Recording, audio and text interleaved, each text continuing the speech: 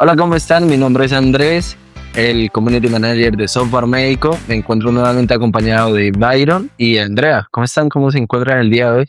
Bien, Andrés, muchas gracias nuevamente por la invitación. Ok, Excelente, Andrés. Muy contento de estar acá.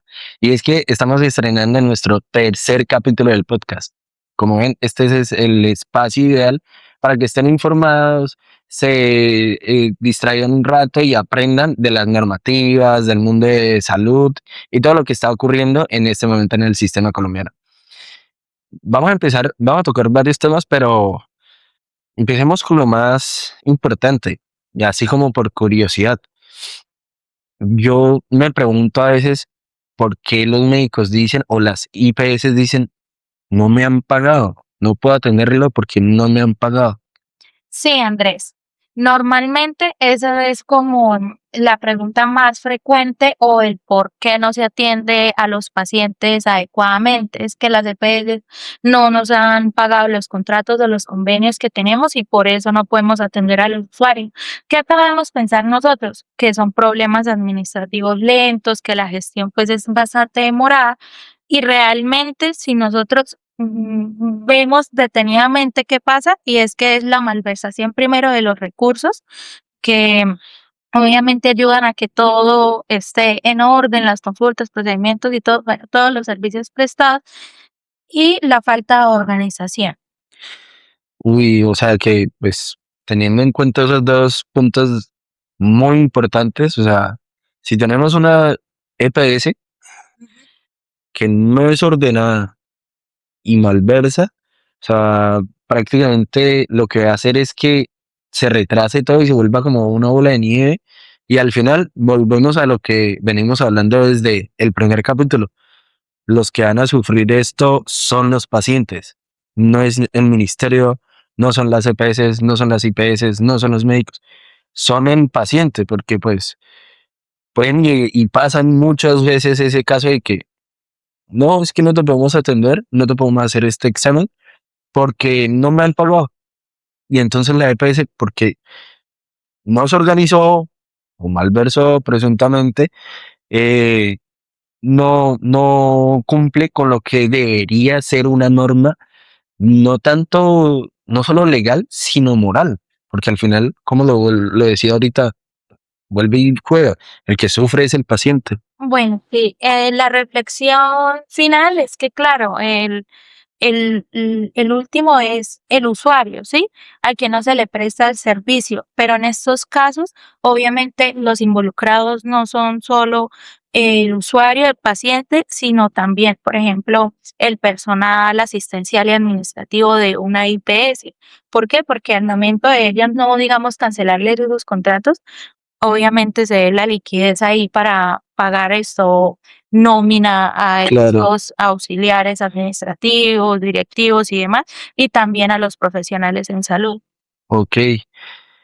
Bueno, y para ir entrando en materia, el tema del CIFA es algo que se viene gestionando desde el año pasado, desde el 2025. Según lo que yo entiendo, por la información que he venido investigando y demás, es el CIFA vendría siendo como una red donde donde el CIFA entra a ver dónde y cómo está pasando el dinero y cómo es el flujo de caja de cada proceso, de cada EPS, cada IPS. ¿Para qué? Para poder mantener rastreado el dinero y que no nos quedemos como en años anteriores sin esto, que uno decía como que no, es que no me han pagado. ¿Cómo así que no me han pagado? Sí, eso se quedó atrás en el módulo atrás. ¿Cómo así que se quedó en el módulo atrás?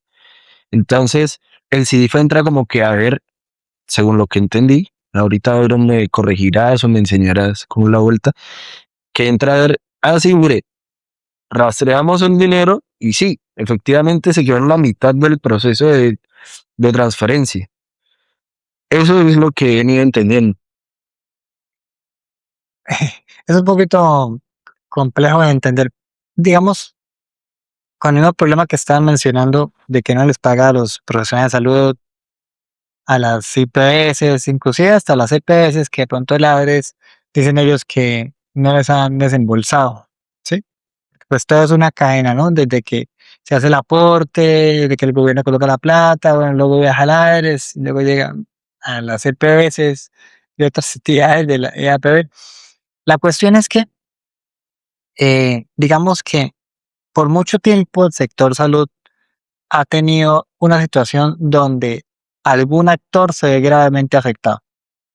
Yo conozco personalmente IPS que han salido quebradas porque tenían un contrato que representaba el 90% de la facturación, por decir algo, 1.000 millones de pesos, Ok. y la EPS no le pagaba. No, es que no tengo plata para pagarle, no, es que diferentes razones le dan. Y por más de que publicara en Vanguardia, por más de que hiciera público, cancelara servicios, no lograba que le pagaran. Y entonces, claro, pues la EPS dice, no, es que yo no tengo los recursos, no, es que el proceso. Y pues lamentablemente muchos profesionales de salud, muchas IPS pues se han visto afectados. Obviamente el paciente no puede recibir el servicio. Entonces Ok. va a recibir el servicio de salud y no puede. Entonces el ministerio ha generado en esta década pues bastantes cambios, ¿sí?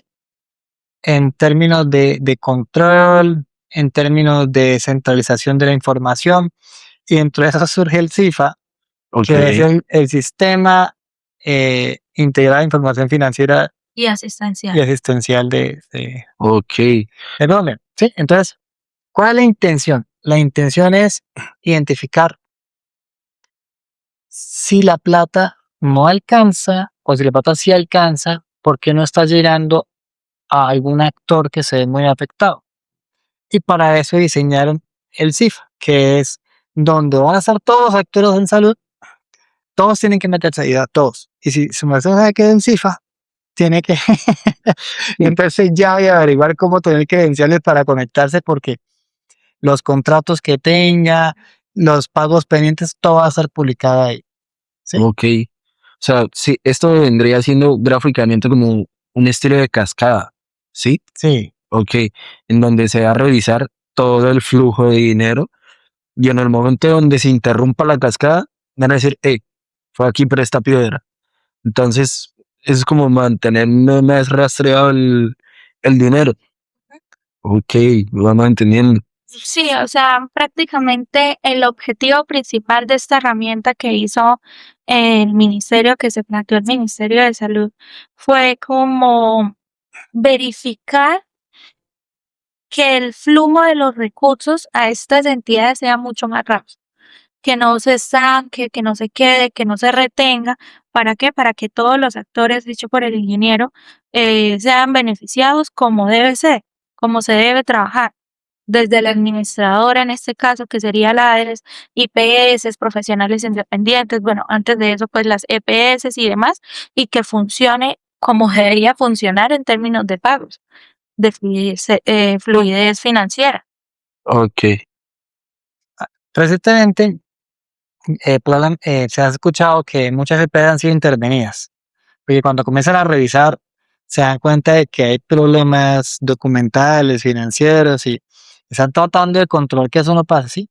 ok, Obviamente no solamente hay que controlar la EPS, sino hay que controlar toda la cadena. Yo llamo más que pronto cascada, creo que el término es más como cadena, ok. ¿sí? Porque pues es una... Claro, no es hacia abajo, sino un mes lineal. Sí, sí, pues, digamos de que es lineal y cada vez pues se va generando el recurso para que se pueda atender al paciente en lo que considere. Ok, Entonces, este sistema CIFA, digamos que, como lo menciona Andrés, que es en cascada o en cadena, el actor que está arriba va a publicar una información sobre ese dinero. ¿Y quién tiene que revisarla? El actor que está inmediatamente abajo. ok, ¿Sí? Entonces, por ejemplo, una IPS dice, yo tengo un contrato con una IPS, EPS, IPS, ¿sí? Entonces, ¿qué pasa? Él va y publica el contrato con las condiciones y con todo, y la IPS tiene que ir a revisar que el contrato tiene todo lo que se negoció, el alcance, el dinero, todo, ¿sí? Si está de acuerdo, él acepta el contrato dentro del CIFA y se añade el código CUCON, que eso lo hablábamos en el capítulo anterior. es un código especial para que la información sea validada del ministerio como que está de acuerdo al CIFA, ¿sí? Ok, Yo puedo seguir como hablando un poquito más sobre la cadena, pero la idea es esa, Ok, que el que está abajo revisa la información de lo que puso arriba. O sea, la EPS revisada por las IPS y cualquier cosa, pues la puede notificar. También está la Superintendencia de Salud pues, revisando todo el proceso. Cualquier irregularidad se puede reportar. ok.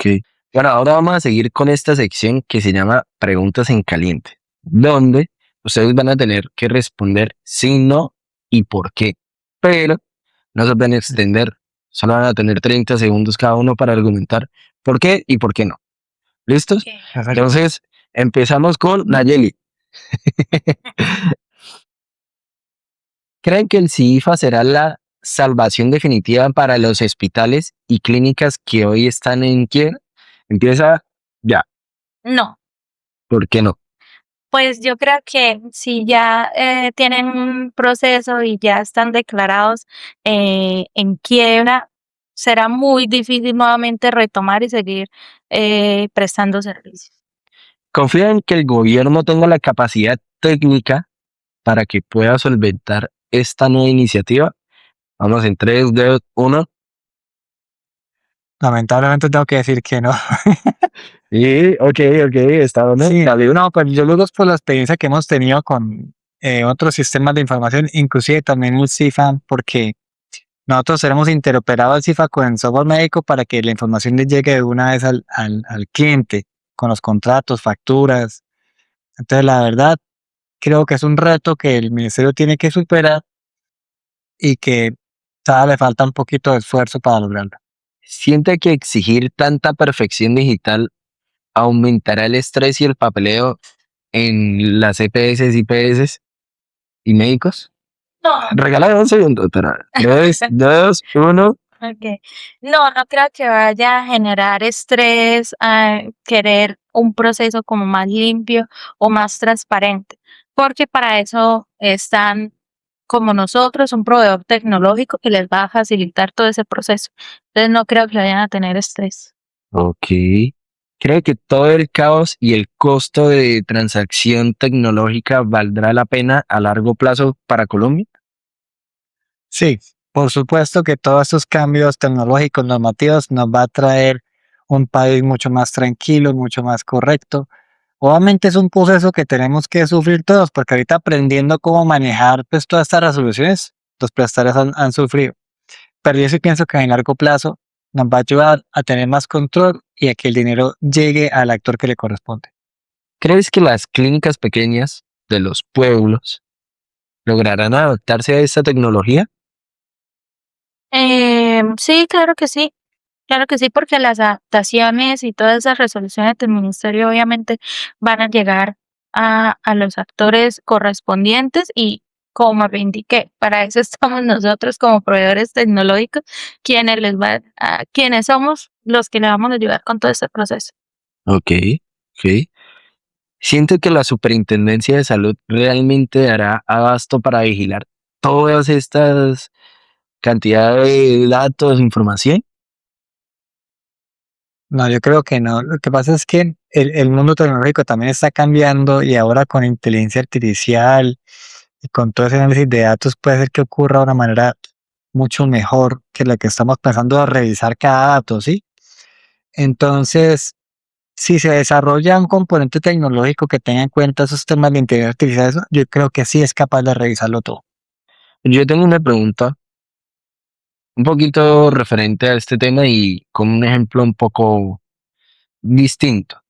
Hace poco yo estaba viendo a una influencer que se quejaba de un diseñador gráfico, porque lo hizo con inteligencia artificial, eh, un banner y no le gustó y quedó horrible.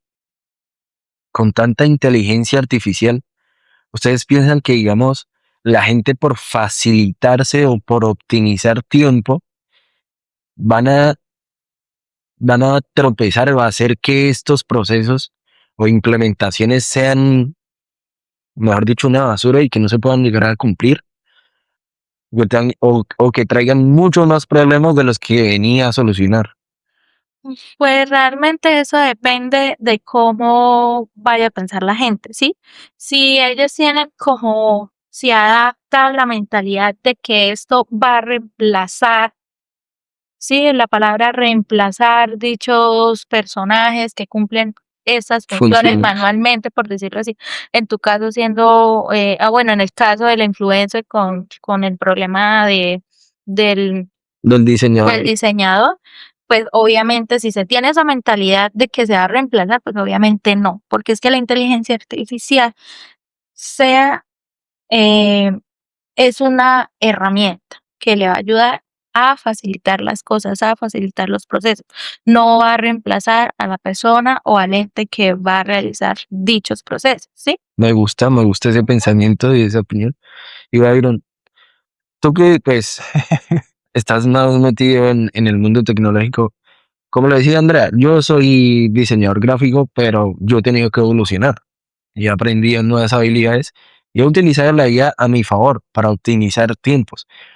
El problema es que cuando hacen todo de manera de rapidez, por así decirlo, no le hacen bien. Entonces, pues de lo que se quejaba esta influencer era que pues yo le pedí algo y me hizo algo que yo podía hacer y aparte lo hizo mal. Entonces, digamos, en un ejemplo, colocan a alguien a revisar toda esta información y esa persona dice, "Ay, pero yo le pido más bien a una inteligencia artificial que revise todo y que me dé un resumen". Pero la IA no es perfecta. La IA, como esto de implementaciones, se están apenas evolucionando. Claro que la IA va a pasos agigantados, pero tú me ves esta cuestión, o sea, ¿cómo crees que llegaría a entorpecer esta nueva implementación? Pasa algo y es muy común digamos, en el mundo en el que vivimos capitalista, y es que la gente está pensando en la IA para hacer dinero. Entonces, claro, cuando yo pienso en hacer dinero, a mí no me importa tanto cómo se hacen las cosas, sino me importa es que se hagan. Ok, Entonces, la IA me está entregando un resultado inmediato de algo que yo necesito y yo puedo generar dinero con eso, ¿sí? Entonces, si yo me preocupo de cómo se hacen las cosas, y de hecho un poquito la preocupación, de pronto el reclamo del influencer, porque él siente que como se hicieron las cosas, pues que no le metió cariño a lo que él sí, quería, porque puede ser que el resultado, la verdad, puede ser que sea suficiente, pero a él no le gustó porque sintió que no se hizo de manera correcta. Entonces, como se hacen las cosas, es como finalmente vamos a obtener el resultado. Si pensamos solamente en hacer dinero, el hacer dinero nos genera, bueno, la inteligencia artificial puede hacerlo ya. Entonces, ¿qué pasa? Si logramos hacer una inteligencia artificial que haga bien las cosas en ese proceso de revisión de datos, ok, la verdad lo hace de una manera muy eficiente porque el proceso de revisión de datos es un proceso que tedioso. tedioso para un humano, pero fácil para una máquina, ¿sí? Porque no estamos colocando a crear o a ser artístico, Solo revisa. ¿sí? Porque uno se da cuenta cuando uno va en la calle y me dice, esa imagen la hicieron con inteligencia artificial. Uno se da cuenta, uno ya no lo logra identificar, ¿sí? Pero cuando ya ahorita digamos que uno puede crear habilidades, agentes y otro tipo de cosas para que se hagan bien las cosas, Ok, tanto en temas de seguridad, en temas de análisis y todo esto ir progresando. Entonces, son como las dos caras de la moneda. La mayoría de las personas está utilizando para hacer dinero, que es el objetivo de obtener un resultado inmediato, pero hay otras personas que sí están trabajando en que se haga de una manera correcta y completa, ¿sí? Entonces, claro, en el caso del diseño gráfico es un poquito más complicado porque lo que se espera es un resultado, exacto. ¿sí? Pero entonces cuando el influencer se queja es porque no le gustó cómo hacen las cosas. De pronto si hay una inteligencia artificial que se comporta de humano, que le haga preguntas y que le diga, bueno, ¿y tú qué quieres proyectar con esto? ¿Sí? Que se encargue de hacer todo un proceso digamos, de identificación de necesidades y todo y cuento, ya de pronto va a ser mejor recibida por influencer y por todo el mundo. Es que hay un tema interesante de la inteligencia artificial y pues en que cada proceso se puede implementar. En cada implementación se puede implementar para optimizar tiempos. pero eso queda pendiente para un próximo capítulo, donde vamos a estar hablando de la inteligencia artificial, de cómo se implementa, si así como estas implementaciones van a venir a resolver problemas o generar más caos como a la influencer que le pasó. Entonces, gracias por acompañarnos, por estar en este tercer episodio y pues pendientes del cuarto episodio detrás del escritor.